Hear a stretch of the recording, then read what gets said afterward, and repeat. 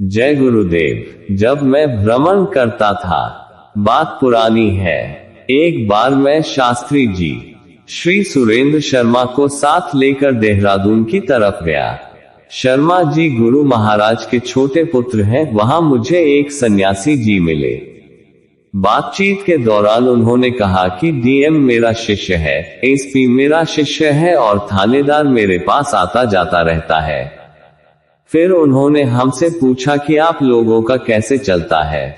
मैंने कहा कि मेरे पास तो एक पैसा नहीं है, मैं तो गुरु महाराज के भरोसे रहता हूँ, वो कोई न कोई व्यवस्था कर देते हैं। इस बात पर सन्यासी को विश्वास नहीं हुआ।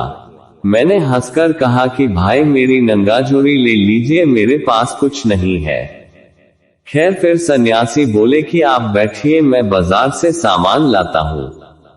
मैंने कहा कि ठीक है, आप ले आइए, मैं बनाकर सबको खिला दूंगा। सन्यासी शास्त्री जी को लेकर बाजार चले गए। सन्यासी के बाजार जाने के बाद एक आदमी अनाज, सब्जी, घी, तेल, नमक यानी सब सामान लेकर आया और बोला कि महाराज ये सामान मैं आपकी सेवा में लाया हूं, आप इसे स्वीकार कर लीजिए। उसने सारा सामान रख दिया और चला गया। मैंने खाना तैयार कर लिया। उधर सन्यासी जी बनिया के यहाँ पहुंचे। उन्होंने आटा, दाल, घी यानी सब सामान बंधवाया। जब पैसा देने की बात आई तो वे मुकर गए और बोले कि मैं नहीं लूंगा। दुकानदार ने कहा कि जब नहीं लेना था तो इतनी मेहनत क्यों करवाई। शास्त्री जी को भी उनकी यह हरकत बुरी लगी। अंत में वे खाली हाथ लौट आए। जब वो वापस लौटे तो देखा कि खाना तैयार है। उन्होंने पूछा कि आपने कैसे तैयार कर लिया। मैंने कहा कि मैंने आपसे पहले ही कहा था कि मैं गुरु महाराज के भरोसे रहता हूँ। एक आदमी सब सामान दे गया और मैंने बना लिया। सन्यासी को बहुत अचंभा हुआ।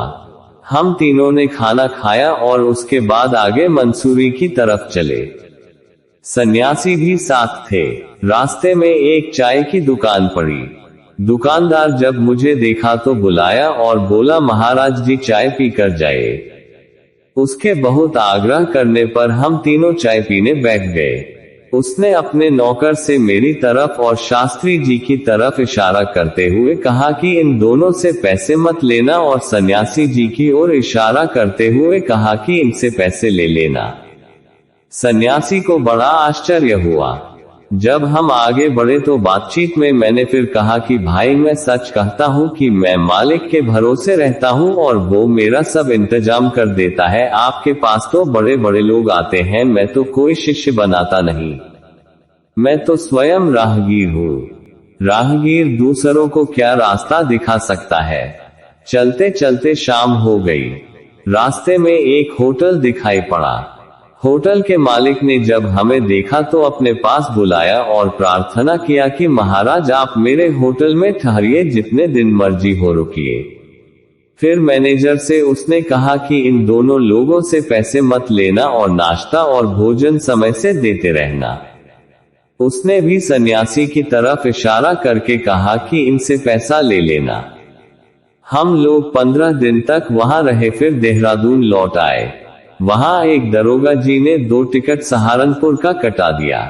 हम लोग रेलगाड़ी से सहारनपुर पहुंचे। वहां पर एक टीटी ने जो टिकट की खिड़की के अंदर बैठा था हमें देख लिया। वह बाहर आया और बोला कि आप लोगों को कहां जाना है। मैंने कहा कि अलीगढ़। वह बोला कि मैं भी अलीगढ़ चल रहा हूं, हम गाड़ी में बैठा देंगे और अलीगढ़ पहुंचने पर गेट के बाहर तक छोड़ आएंगे। टीटी ने वही किया जो कहा था। मैं और शास्त्री घर वापस लौट आए। शास्त्री जी के साथ मैं अक्सर भ्रमण किया करता था। गुरु महाराज हर कहीं जब जैसा देखते थे वैसा प्रबंध कर देते थे। हमारा गुरु के प्रति विश्वास दृढ़ होता चला गया। जय गुरुदेव।